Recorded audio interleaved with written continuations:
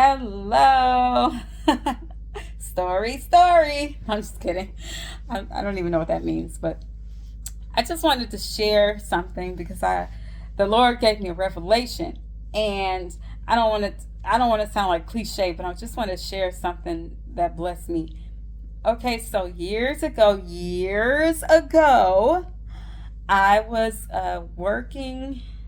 I was managing managing a store, and I was doing very well.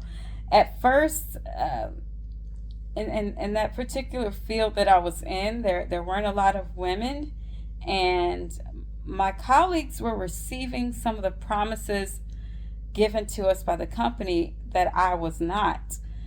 And I realized that I was training people to be my manager. And I was like, what's going on here? So, without divulging too much, I mean, it probably doesn't matter now, it's years ago, it's over. But I went through a program, an extensive program, and at the end of this program, you are assigned your own store to manage in the location that you choose within the entire state, because we were the very first to spearhead this national program.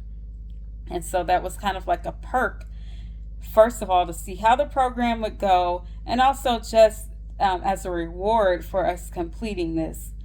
So all my colleagues, they got to choose their store, and they managed their store. I was the only one who I was bounced around to all these different stores. I had to, sometimes hours from home. And then when I finally got to the store that I chose, they did not make me manager of it as promised. Instead, they had me training other men, and one of them became manager over me. And I was like, now we need to talk. I already crossed the line, having me go all these different places. But now we definitely gonna talk, because you're working with my money now. And that meant he was getting paid more than I was. And I had trained him, and I had been out on the fields way longer than. So instead of looking at it negatively, I said, thank you, Lord, that you gave me experience, the opportunity to make connections with people all over the state. Whereas my colleagues, they are stuck in one place because, they were in their store. So I was able to connect with people from all over the state. Even though, and God supplied the gas money and everything, and he replenished everything. And it also gave me experience with working with different people from different parts of the state. So it gave me experience of working with different people so that I was prepared. It was not fair what happened, but I was trusting God, and I was making a move. I took a break, and I made a phone call to the supervisor, and I was very polite, but I was very stern, and I expressed myself very clearly, like, this is not right, because, yeah, because you don't do that. So anyway, he's like, oh, I'm sorry, I didn't know that you wanted your own store. Why wouldn't I? What that isn't. And so anyway, he's like, well, we'll get on that right away. No. You know what? We'll make you our manager. That's right. You were the first one to complete the program. You're in that first batch. We'll go ahead and make you manager. And but unfortunately, you can't be at manage the store where you initially chose, because obviously, yeah, there's a manager already. Yeah, the one that you just had me train. Yeah. So I wanted this particular store because at the time I didn't have a car, and I knew that I'm a worker who goes in early and stays late. That's just how I am. And I didn't want to be traveling home too late. I wanted to be within walking distance, which I was, and it was a beautiful thing. So I didn't understand why all this time he was not having me as manager. Now I see why, because he was keeping me there at that position on purpose so I could train the man to be my manager. He's like, well, he worked in the partnering store, so he kind of knows the customers. I said, none of that matters. If you want to get down like that, I worked in the same store too before he did years ago. But that's a cop out. None of that matter. That was not in the contract. I am to have my store just like all the colleagues who I finished with have their own store where they selected. He said, well, I'm so sorry. We can't give you the store that you wanted, but the next available store, you'll be on it. I said, okay. So guess what? What Satan meant for harm, God turned it around for my good. The next available store was it was located in the largest mall of America, the largest mall of North America. I was like, what? So I didn't even know we were opening a store there, and they didn't either. It was something that it was a contract that came through last minute, and because he had already promised that, I had to be the one to take it. So I was like, yes, there's an influx of customers from all over the world, plenty of tourists. And so I was like, this will be fun. And it was on the bus line. So I was like, okay, I can do this. And I began to work there. I was able to establish relationships with people who lived in the area. So that made them have a trusting relationship with me, so that they would come back, and then they would bring their family, and then they would bring their friends. And so the sales began to skyrocket. And it happened so fast, so much that the headquarters of the company that I worked with began to send spies. I was like, really? Is it that serious? What do you think I'm doing? And it was so obvious because the headquarters is in Korea, and you could always tell. I was like, okay. But I just acted like they were customers and like I didn't know. It was so funny though.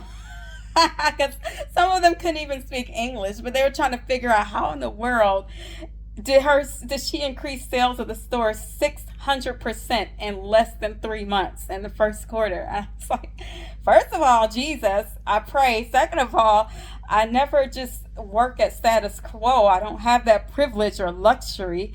I have to go above and beyond because I had so many people already looking at me like, you don't belong here. You don't know what you're talking about. Okay, that's what you want to assume. It's a false presumption, but yeah, I can show you better than I can tell you. So, like I said, I was going there early, staying late. I was studying diligently, creating relationships, trying to be respectful with every person that I met. So that's how the sales increased. You would think, so everything that I did made the partnering company that we were with, made them look good, right? Because we were using the same facilities, the same devices, and they were selling our devices as well, or components to our device. And so whatever I did, it brought more customers and clients to that vicinity, and we were together in that vicinity. You would think that they would love me. They hated me. They hated me. And because the results that I was bringing in for the company in a short amount of time, they didn't bring in some of them who worked years for that company. And so they thought I was trying to show them up. I don't know what you're doing. I'm just doing me. I'm not trying to compare. I'm just trying to be my best for Jesus. So after a while, they created this big party for the store because of the sales and all of this stuff, and we were doing so well. But I got attacked almost every day. They were bringing conspiracies and lies about me. I'm like, really? If you spent that time becoming more competent, we could come into this thing together. And some people got it. Some people from other departments, they befriended me. They did whatever they could to be my friend, because whenever I did something well and I was with them, then they would do something well and they would get the perks. They saw people visiting from other countries and scoping out my store. They were trying to figure out what I was doing wrong too, and they couldn't find it. So when they they couldn't find it, they're like, okay, well, she's good. They would give rewards. And so the smart ones, they befriended me because they could also get rewards from these international visitors and people from headquarters and things like that. And then the headquarters from their store began to come in. They were bringing in spies too, but they began to come in their attire, so you knew who they were. They were introducing themselves, because we became like number one in the region, not just in the state, in the region. And so they wanted to emulate what we were doing. They wanted to study, what is it that she's doing. She doesn't have, and see, this is another way that God worked things out. So remember, I wasn't given a store like my colleagues were. I wasn't given a store initially. So when I came here, they were supposed to also set me up with an assistant manager to help me. I didn't get one. So the results that happened, it was such an anomaly. They couldn't figure out you don't have an assistant manager helping you. So how are you doing this? And I just told them, I was like, I'm studying, I'm coming in early, I'm staying late. I said, you're welcome to stay and watch. So it was a beautiful thing, but I was getting attacked left and right every single day. Why doesn't she have a boss here on site to watch her? How does she can just take a break whenever she wants to? Don't you see the results? Obviously they trust me enough. After a while, they're like,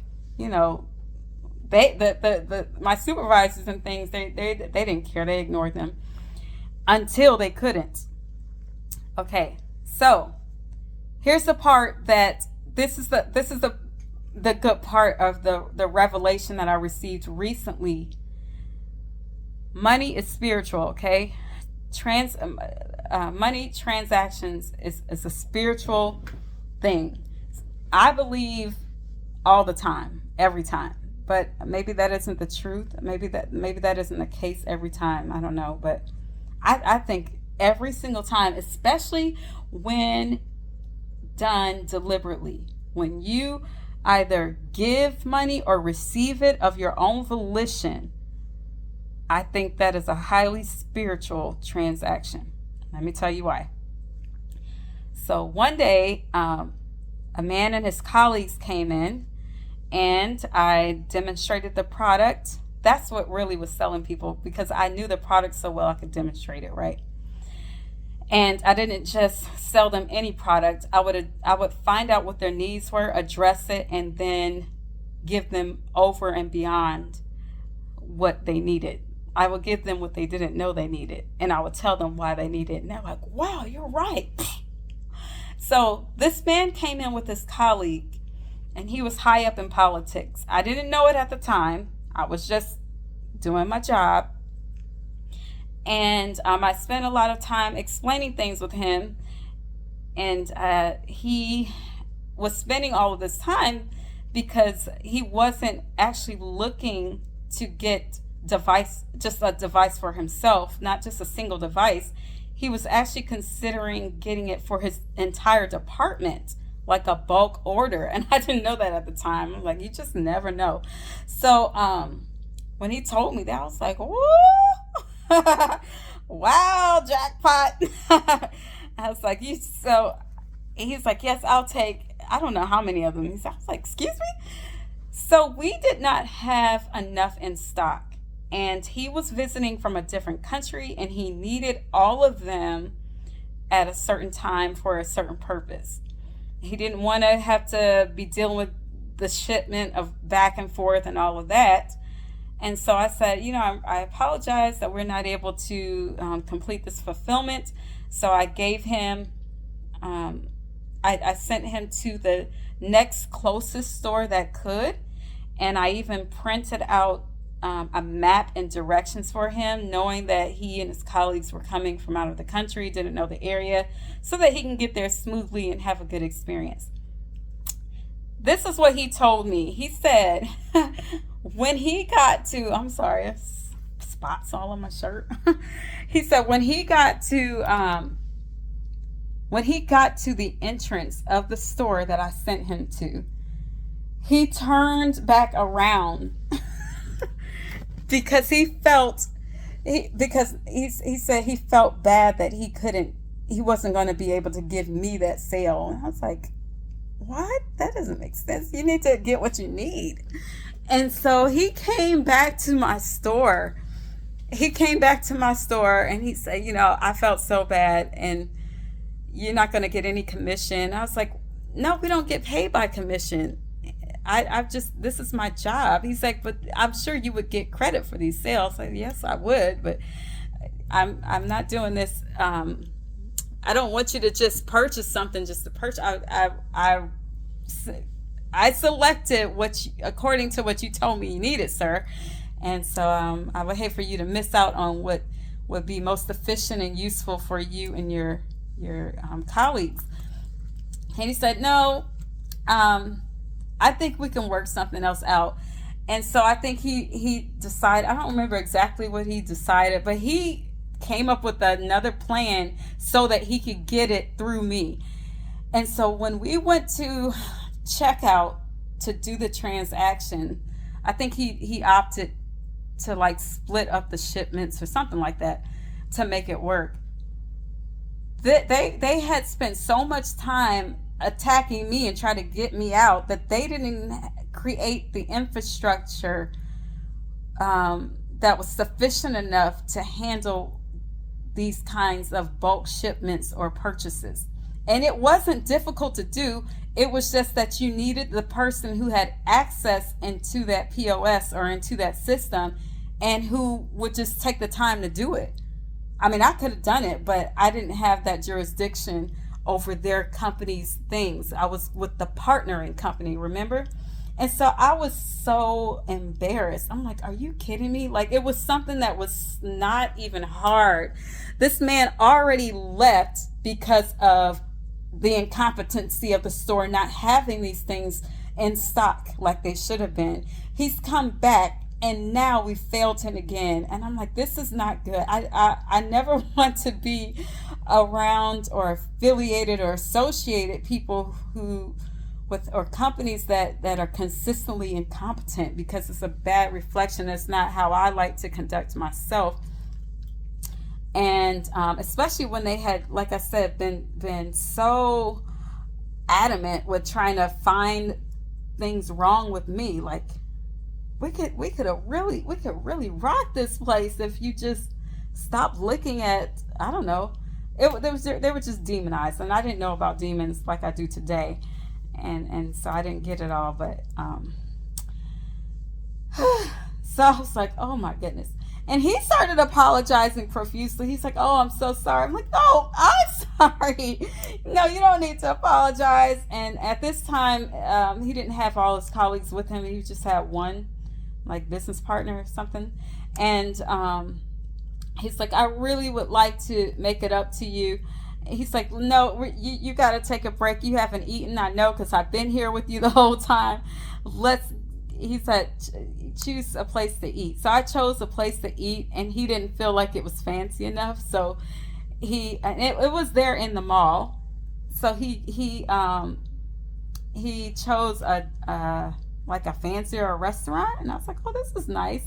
And I felt comfortable because it was in the public and it was in the mall, and because I'm very particular about just eating with anyone, especially now. Not as much then, but I was very particular about who I allowed in my company, because I am a believer, so obviously I have love for people, but I didn't want people to mistaken my love in a certain way. So I said, but that's kind of how I got so many sales too. They knew that I genuinely care for them, and I wasn't trying to sell something for a quick buck. I was really listening, and whatever they got, they trusted that I wasn't trying to just win them over so I could look good with sales. They trusted that they were really getting something that they could use and that they needed.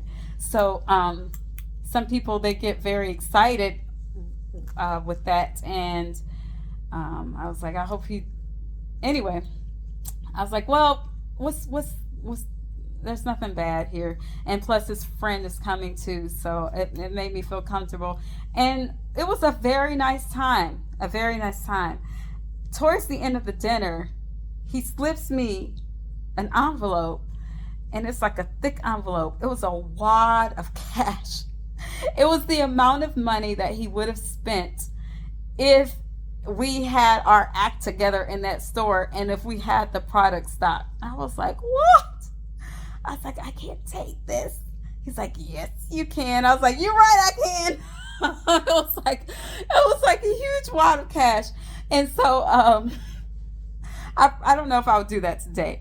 But back then I was like, oh yeah, okay, this is, praise the Lord, hallelujah. And so within a few days of that happening, just within a few days, if not even the next day, I was fired. I was fired. And so it was like right on time. That money was right on time. I didn't even feel the bite of missing bills or anything like that. It's like, I'm at rest. I'm at peace. It's all, oh, I got fired. I didn't even know. But actually, I didn't know for 2 weeks because they wouldn't come out and tell me, because they didn't want to get sued. In America, people sue a lot. And oh my goodness, my French fry was too hot, I'm suing. Now, that was the last thing on my mind, but this was serious. It was legitimate, because remember, they were supposed to give me my own store like they did my other colleagues, male colleagues, by the way. And then I was like one of two blacks in the whole, whatever. And so they knew they couldn't come out and say you're fired. So I didn't even know that I was fired. They were just like, we heard that there was a little altercation. And I was like, altercation? Okay, quick commercial break. I told you they were always attacking me, right? But they could never break me. They would never stop me from smiling. They could never stop me from loving them. I wasn't like annoying them, but I would speak. And they were like, I would just still speak. I would speak, and I was going to still do my work. I was still making the sales and making their store look good, because we look like we're one. But there was one particular person, this girl, she was coming over, and they knew that they just could not get me to break. But she did something that got my attention, and she knew what she was doing.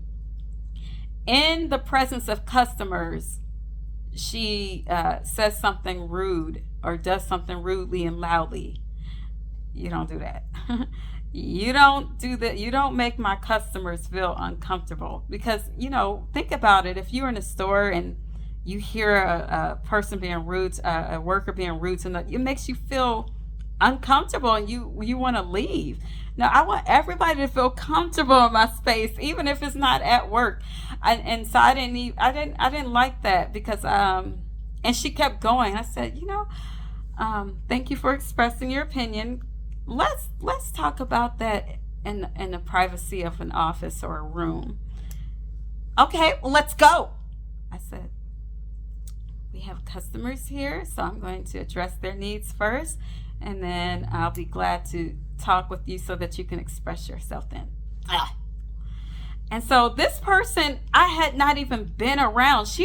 This is a very large facility. She was in a different department on the other side of the building. So I was like, what is her problem? And here, it was really, I needed deliverance. Okay, so I had all types of ancestral curses, familiar spirits, all of this stuff. Some not my fault, some my fault. Some activities I was involved in I shouldn't have been in, so it emboldened their legal right. And it was basically a network of demons with a head and a body. There's only one legal head, and that's Jesus Christ, and we are the body. But the devil always takes from where he came from, and everything that he learns in heaven, he uses it in the perverse. So he has networks and bodies, right? the head, the strong man, and then he has his minions that work as the body, and they move over territories, regions. They have different ranks because they know their time is short, so that they are very meticulous and they're very organized. And sometimes they will hover over families when they have a generational right, and they will embolden themselves. And so here I am thinking I'm going to be the believer, to be the savior of my family. Who do you think you are? We're coming up against you. I didn't know how to pray back then like I do today. I didn't even know Christians could have demons back then. I was just like, what's going on? So this particular entity was acting it's like an octopus. So and he would work through various characters, and I guess all of them needed Jesus.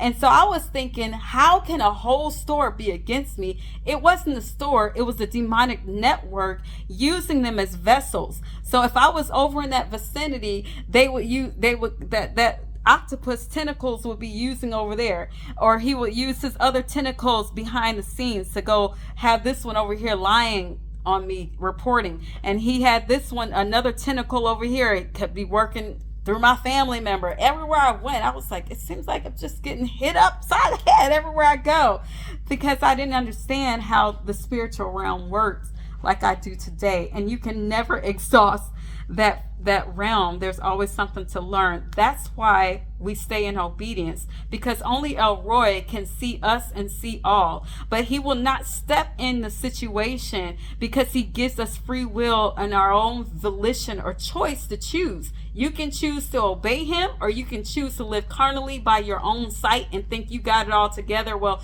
I'm just going to go sue them, or I'm just going to report them to this supervisor. You can do all of that stuff, but if you don't address the spirit will address you. And so I don't know, I didn't mean to go off like that. So what happened? Oh, okay, so I addressed the customer, and then I went to meet with this girl in a private room. And it was so strange.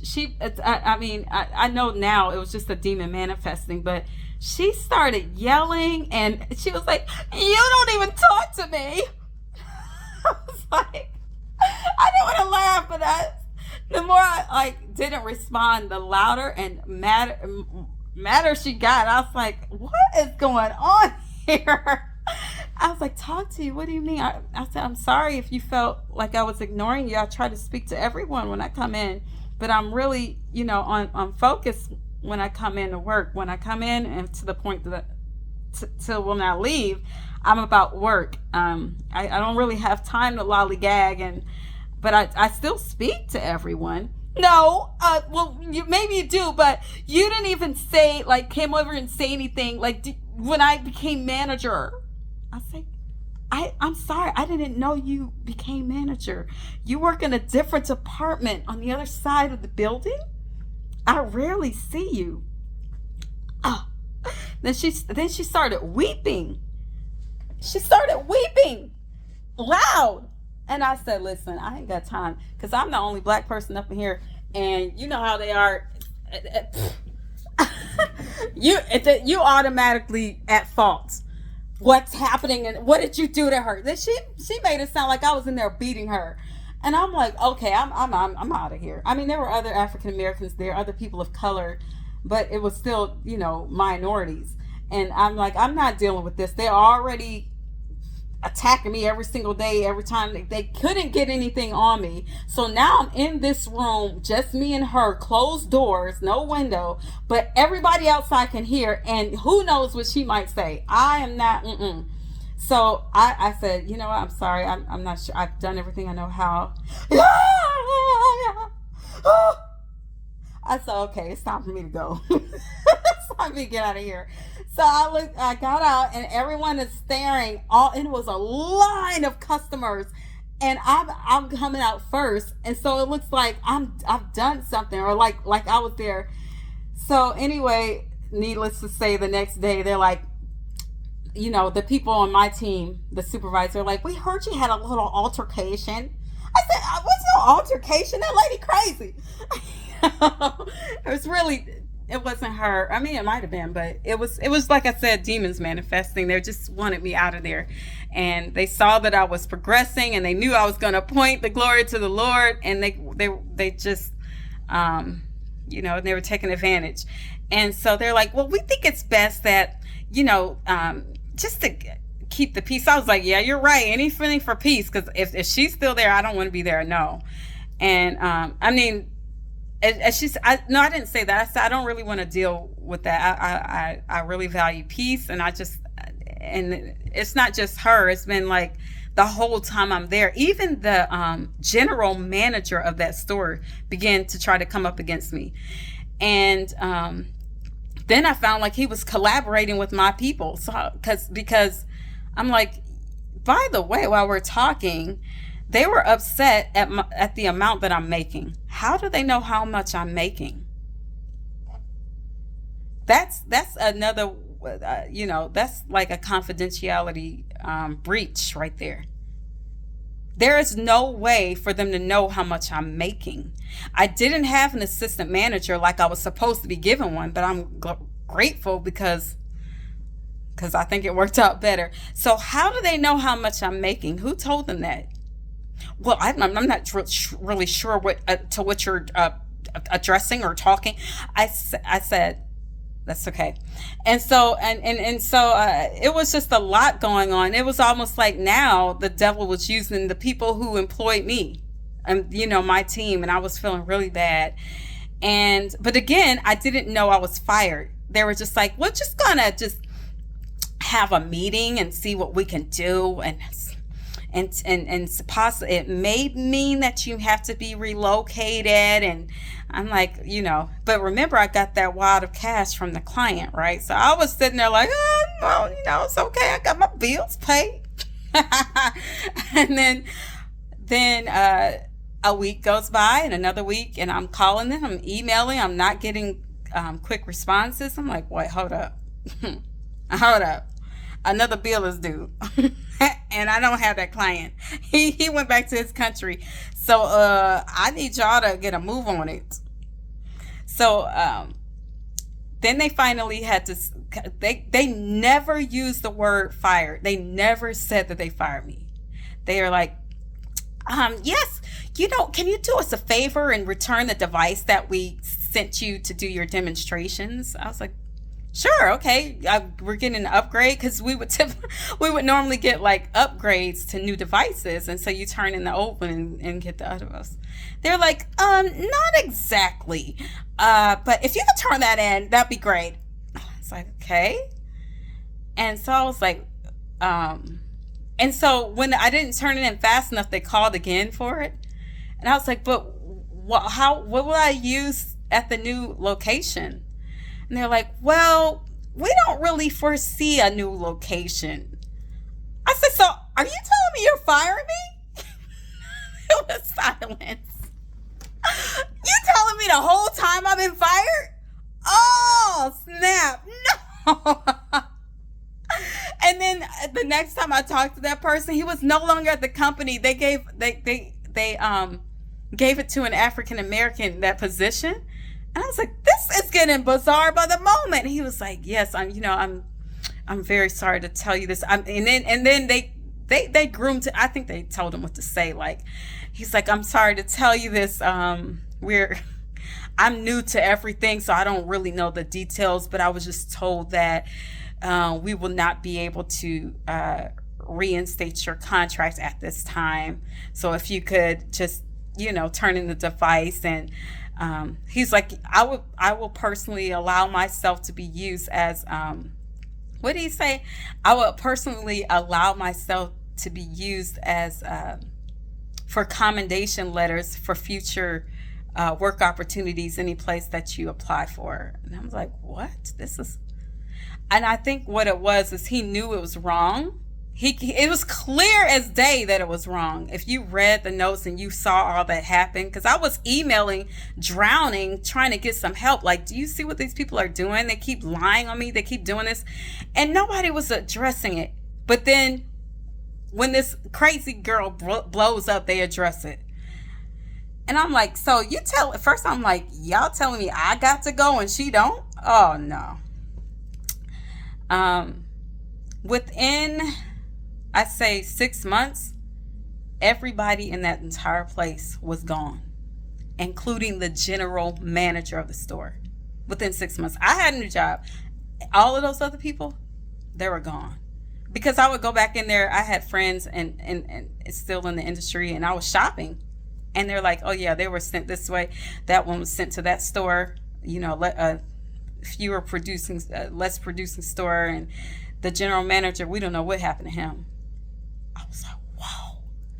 So anyway, okay, so this is what I wanted to talk about. Here's the last part. Here's the revelation, right? I took that money, and that money helped me right in time. I had no idea I was going to be fired. But see how all that like lined up with the gentleman. And that man, he left the country and he couldn't get what he needed. But he ended up returning back, and he asked if I would have coffee with him and his friend. And I said, sure. And I knew it was going to be a public place. I felt comfortable because his friend was our driver. So I was like, I didn't know it was going to be like this. Why is he like a chauffeur? And then we get to this place. It's kind of obscure, a little coffee place. Then that's when he tries to go past the lines of professionalism. I'm thinking like, oh, maybe this will turn into something for his department or another business opportunity. He tries to take me out. I'm like, oh, great. I should have seen this coming.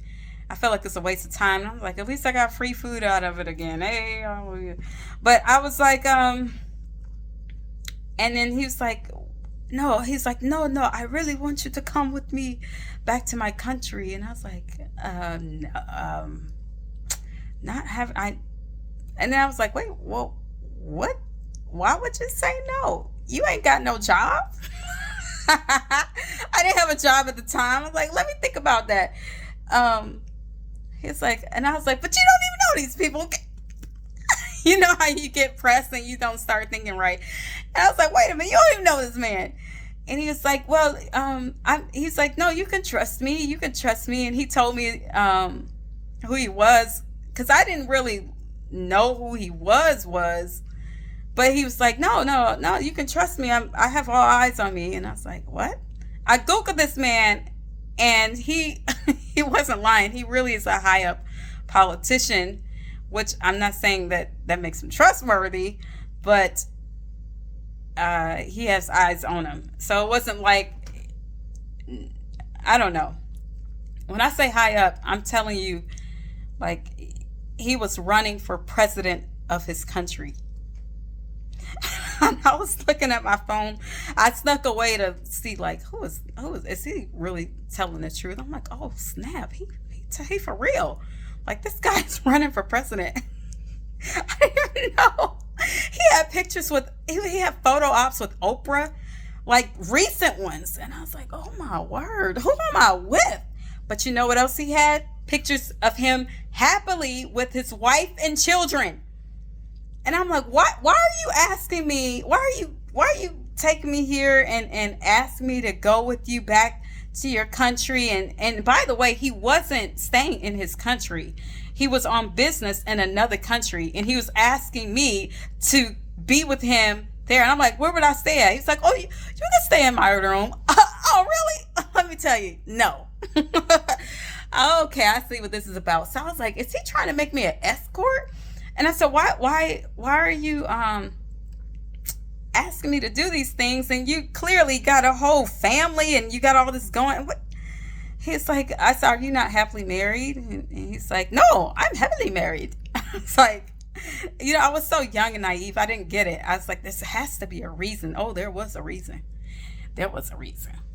He was happily married, he said. He didn't know what happiness is. Nobody knows what true joy is without Jesus.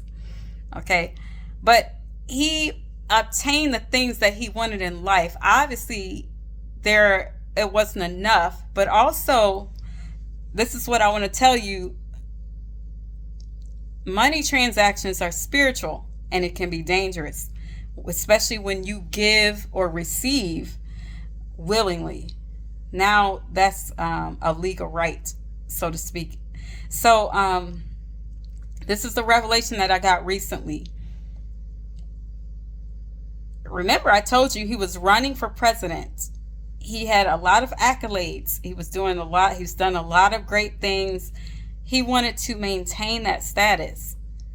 And there are certain activities that you have to adhere to in order to obtain. Because I was thinking, you don't have young girls there in that country. You can. I mean, he was at that time on a university campus. So I'm like, I know you got plenty around. All you gotta do is flash a little money. Somebody's gonna come running. I don't get it. Or even from your home country, it's cheaper to fly them to where you are than me from America. I was not as spiritually adept like I am today. And so what it was, he knew. See, you can see a light. You can see the light in a believer. And if he got me to succumb to that, then that would have been huge brownie points in the realm of the darkness, in the realm of the spirit, that would have emboldened his position to get the presidency and probably some other perks. And see, I knew nothing about that. I was looking at it with carnal eyes, like, he says he's happy, and he said it several times. So what? Because I didn't know what I didn't know. And that's why we need to trust in the Lord and lean on him for our understanding, even when we don't understand, because he can see all. But like I said, he will not interject himself above our will. So that's why we need to always be trusting in him when we don't understand, when we can't see all, and not go by, circumstances. Well, I do need my bills paid. I could use a vacation. What else am I doing? I don't have to sleep with him per se. I mean, just sleeping in his room. I've done that with a guy before. Don't do that. I've done it, but don't do it. Just to sleep in a guy's room, and you're like, well, I'm strong enough not to have sex. I've done that before. Why would you torture yourself like that? Even if you're strong enough, don't torture the man. So don't even have the appearance of evil, or don't even don't lay out the red carpet for it to happen. Why don't even do that? It's like inviting it on purpose. So you try to justify things, and the Lord spoke to me very clearly when I was feeling like I was getting crushed. You know how like olives get crushed or grapes get crushed, I guess, for wine under the feet. I was getting crushed. I was like, I could just call him and get my ticket. Because he was begging me. He was begging me all the time. Like, please, would you please just come?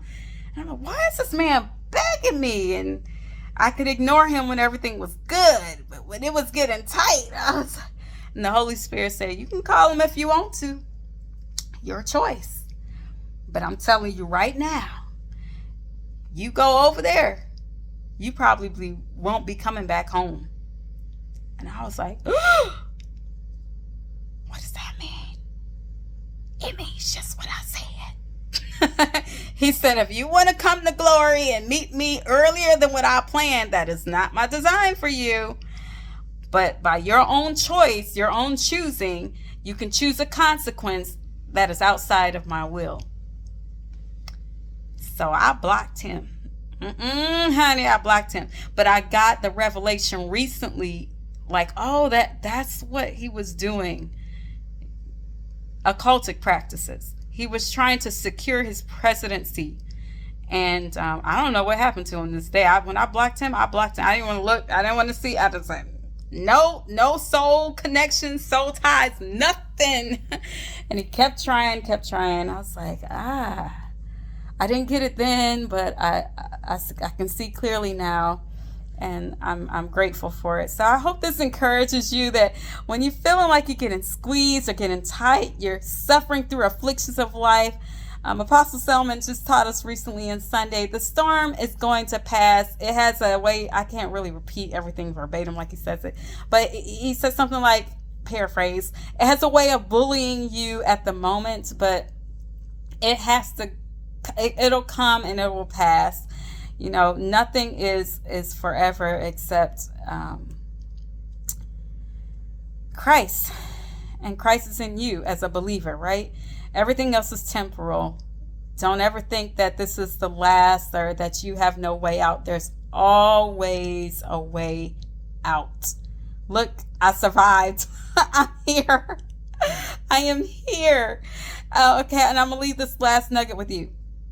Okay, never mind. I'm not going to spend too long. But anyway, I pray that this encourages you, and that you know that Jesus loves you no matter what. Even when you make mistakes, when you take your mistakes and leave it at the foot of the cross, He'll put it in the hand of the Father and turn your mistake into a masterpiece. There are no mistakes in His presence, no mistakes in His kingdom. But if you take the mistake and hoard it, He can't do anything with it by your choice, because He's not going to force you to do anything. That would not be love. He can't force you to love. He can't force you to do anything. So if you take your mistake and hoard it, that will be a seeding ground for the enemy, just to bring you more shame and just for him to keep connected to you and to torment you. But when you put it at the foot of the cross, I'm not saying you have to blab everything about your life to everybody, but you testify as the Lord leads you to, but put everything at the foot of the cross and allow Him to change your mistake, transform it into a masterpiece. Even if that you feel like that mistake was you, you're not a mistake. But if you feel like you've done a mistake, take yourself to the cross, Lord. Use me. I give myself up to you. I yield unto your will. I don't hide anything from you. You see it all anyway. I need a change. I need a masterpiece out of all of these pieces that I thought were broken. You know, your son was broken so that we could be mended. And so I need a communion. I take communion to receive of every inheritance of you. I'm not where I'm supposed to be, but I know I don't have to remain here. I need you to show me how, the steps, the strategies, the healing that I need to come back in alignment with you, Lord. In the name of Jesus, amen.